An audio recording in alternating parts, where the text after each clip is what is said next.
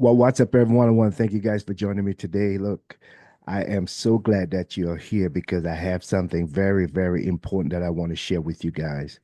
You know, as you have seen, I have stepped away for a while, and I stepped away for a reason, a very good reason. I believe that my journey here in this earth is to also help other men. From my experience, I believe that family is very important. I believe that what we are doing here, as far as iron sharpen iron, will help us to keep our children off the street. It will help to give them a very strong foundation that they can build on. We always say there's, yes, they are the future of tomorrow. This generation or their generation, they are the future leaders of tomorrow. The thing is, what are we giving them? What legacy are we leaving that they can build on?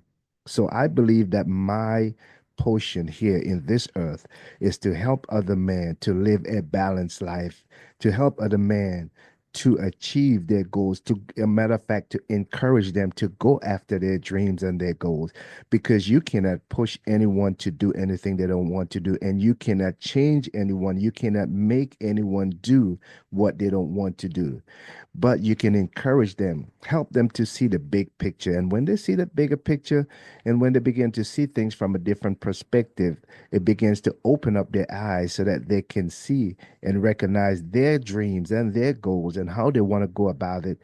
And in that way, now we can encourage them and cheer them on to become the best version of themselves.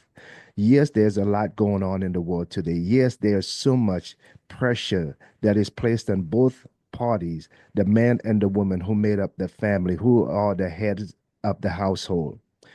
But as a husband, as a man, we have a certain responsibility. Like, for example, if someone come to my house at the middle of the night, I'm not going to send my wife or my children out there to open the door if I am around.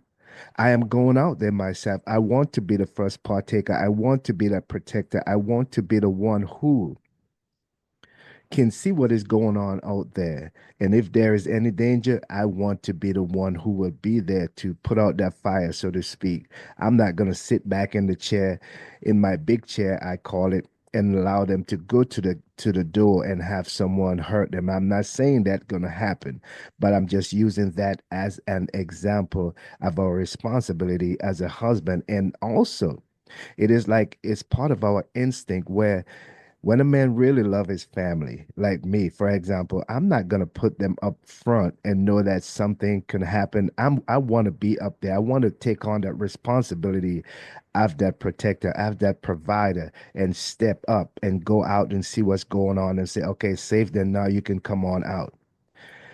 There is so much pressure that's being placed on men today to perform. So much pressure. And yes, it is our responsibility to take care of our family.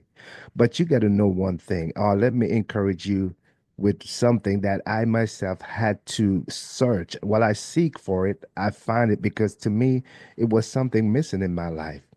And that is to get to know who I am. And when I get to know who I am, I begin to live who I am because I am unique. It's the same thing with you. Yes, they're going to be pressure for you to perform. They're going to tell you, you need to do this, you need to do that. Yes, we all need to take action when it comes to certain things, but you cannot allow someone to push you to be something or to do something that you don't want to do, to be someone who you are not. And then you are escaping your true identity, your true uniqueness. You never get a chance to maximize your potential because it's like you are living someone else's life.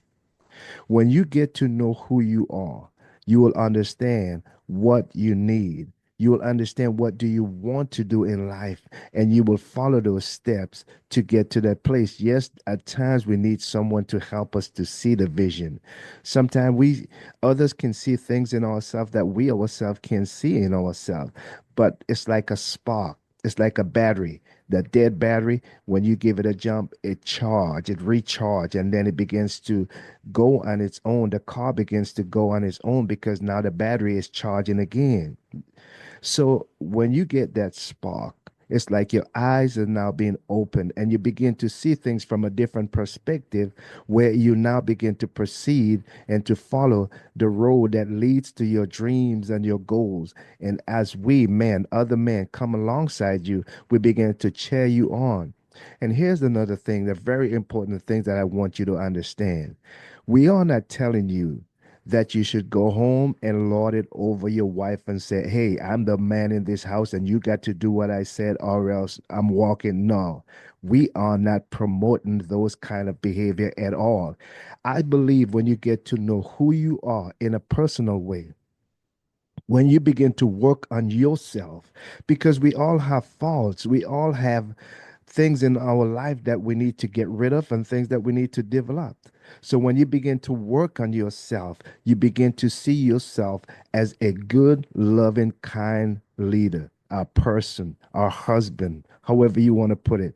You begin to see yourself as that compassionate person that you are putting your arms around your wife. You're bringing your wife in as your partner, your equal partner. You're treating them with love and respect. You're not going to send them out there to answer the door while you're sitting in your big chair or you're there just chilling and watching your TV or your sports. You're going to go out there because you are concerned about their well being. So that's what we are doing. That's what we are teaching. When you begin to change the way you think, the habits that you have developed over the years, the things that you have practiced, you have heard your friend says, and now you begin to live your life that way. I'm the man in my house, and you begin to pressure your wife to do this and pressure your kids, and there is no kind of love, there's no kind of joy there because there's so much pressure in the house. You begin to leave those habits alone, you begin to get rid of those habits, and you begin to adapt new habits of compassion, of love, forgiveness. You begin to see yourself as someone who is the true identity of who you are designed to be, that loving father, the one who are there to guide and to build a foundation. As you say, train up your child in the way they should go, so that when they get older, those values that you instill in your child, they can use those values to grow, to build on. Yes, they're going to choose their own way of living. Yes, they're going to choose their own friends. Yes, they're going to choose their own partners in life. But it's up to us to build a foundation that they can start building on. And then as they continue to grow, they can expand, they can change, they can modify, they can do whatever they want so that their life, they can live this life that they are designed to live. They can live their own life, I should say. They should live their own life. They will maximize their own potential, but they will not forget the values that we instill in them that helps them to become that uplifting, that happy person, that compassionate person, that forgiving person, so that their life themselves can be very successful. So when we talk about head of household, we are not talking about going home and treat your wife and your children in a way as a master, beating them and complaining and cursing and all that. No, we're talking about leading with integrity. We're talking about working on yourself first. Like I said, work on the man in the mirror. Start with the man in the mirror because we all have things that we need to work on in life. For me, when I came into my marriage, communication was a problem for me. I used to get angry and then I shut down. I've learned how to communicate. I've learned how to control my emotions when that feeling comes on of something that I did not agree with, something that was said. I bring that feelings into subjection. I bring it into check and I begin to think on the things that has been said to make sure that I'm listening correctly so that I am not taking things out of context. That's how I begin to grow in my communication, learn how to listen. As it said, quick to listen and slow to speak. Sometimes we are so quick to give our opinion that we don't even listen to the whole story and we missed it. And by the time we finished venting and saying all these different things, we find out, oh man, you was wrong. You were totally off course. You did not listen to the end of the story to find out what was going on. So we are talking about building stronger head of household. We are talking about helping men to evolve and to be their best self, that they can be that best friend, they could be that best leader, they can be that best example in their household. I had to step away for a while. I was getting too much of the world inside of me. I was getting confused because I'm trying to, how can I do this? How can I be the best example, the best encourager for these men? I have went through a tough divorce, yes. And I'm not blaming anyone because you know what? All those pieces, I take those pieces and I build on the positive pieces, not all of them, because the negative on the bad habit, I did not want to bring that into my relationship. I did not want to bring that into my relationship.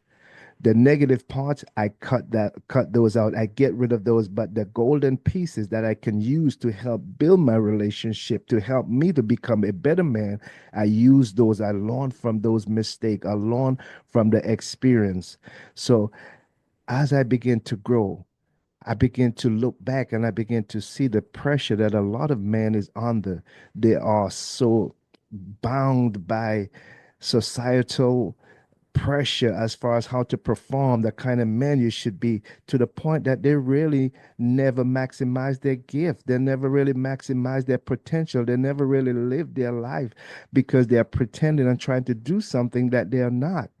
They're trying to identify with things that they are not. But when you understand who you are, when you truly get to know who you are, then you really begin to live because you begin to see yourself going after those dreams, after those goals. You begin to live according to your values, what you believe in.